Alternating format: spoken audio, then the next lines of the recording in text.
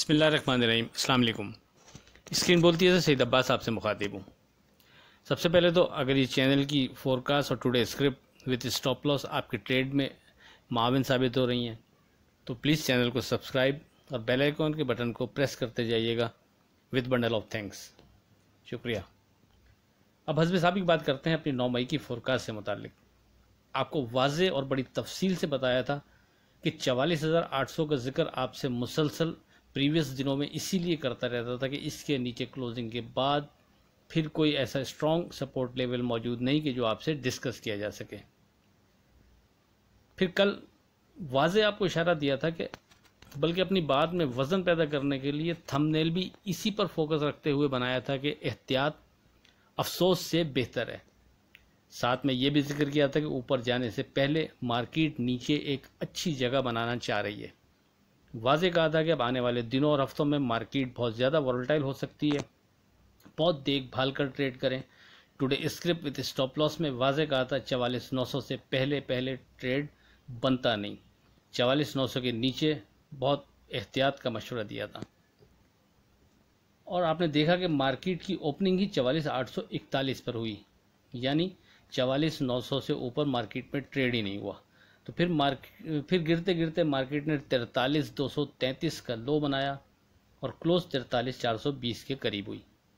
सुबह 9 बजे व्हाट्सएप पर आपको एक दफ़ा फिर अलर्ट किया था कि 44,900 इम्पॉर्टेंट लेवल है, इसके नीचे नीचे be careful be careful be careful.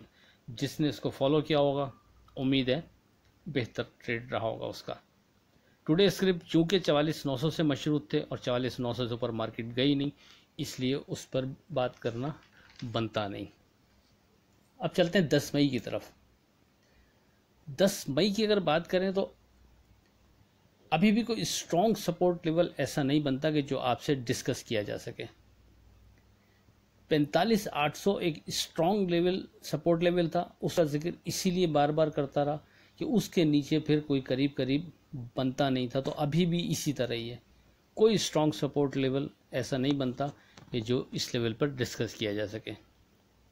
अगर ट्रेड करते भी हैं तो सिर्फ मार्केट से टच में रहने के लिए बहुत छोटे वॉल्यूम और छोटे नफ़े नुकसान के हिसाब से आप ट्रेड करें। इसके अलावा कोई लॉन्ग व्यू लॉन्ग जहन बनाकर अभी भी कोई ट्रेड नहीं बनता। असल में इस 43 के अराउंड मार्केट इससे पहले 3-4 दफ़ा बाउंस बैक कर चुकी है। तो बात को समझिएगा जो मैं कहना चाह रहा हूँ कि इस वजह से टेक्निकली या सियासी हालात या फाइनेंशियली जो भी चीज़ों को आप सामने रखते हुए ट्रेड करते हैं, अगर उनको आप सबको एक बास्केट में डालते हैं तो सामने कोई ऐसी पॉजिटिव चीज़ फ़िलहाल नज़र नहीं आ रही कि जिसकी बुनियाद पर मार्केट हम यहाँ से बाउंस बैक को एक्सपेक्ट करें या उसकी तवक्का करें। लेकिन बात यह है कि इससे पहले चूँकि 3-4 दफ़ा मार्केट इसी स्टेज से बाउंस बैक कर चुकी है, तो कोई भी बड़ा प्लेयर या बड़ा फंड इस इंडेक्स से दोबारा फ़ायदा उठा सकता है, क्योंकि उसको डेफिनेटली इस जगह पर अगर वो बाइंग करता है तो पब्लिक की सपोर्ट भी मिलती है। मार्केट में जो लोग इसको कंसीडर किए बैठे होते हैं उनकी भी सपोर्ट इसको आएगी कि नहीं यार इस लेवल से मार्केट पलटती है। तो ये सारी चीज़ें जब एक साथ अप्लाई होती हैं तो डेफिनेटली वहाँ से 800,000 पॉइंट की रिकवरी बन सकती है, यानी 44,100 के करीब करीब मार्केट जा सकती है।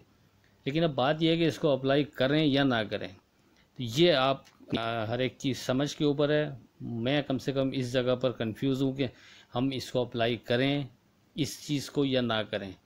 तो बेहतर ट्रेड यही है कि अगर कोई अप्लाई करता भी है तो फिर वो ड्यूरिंग कोई स्टॉप लॉस सामने रखते हुए एंट्री ले, ताकि खुदा न खास्ता अगर ये चीज़ इस तरह नहीं हुई और मार्केट जिस तरह आज निकली है ग्रेजुअली आहिस्ता आहिस्ता, हो सकता है कल इस तरह स्पीडी ना निकले, लेकिन बहरहाल अगर मार्केट नीचे निकलती चली जाती है तो वो सेफ़ रहे, थोड़े नुकसान में बाहर आ जाए।